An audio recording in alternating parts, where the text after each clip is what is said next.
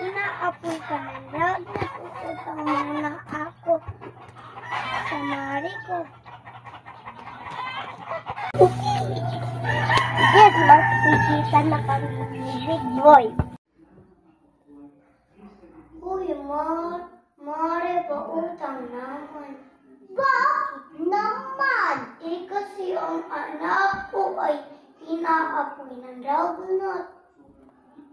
Uy, mare, uutang ka na naman. Ang kano ba? Tatanggapin ko naman sa aking kukunin na puso. Sige, mare. May 20 pa ako dito. Okay lang yung mare. At least may pambili na gamot. O sige na, mare. Ay, ako ay bibili na.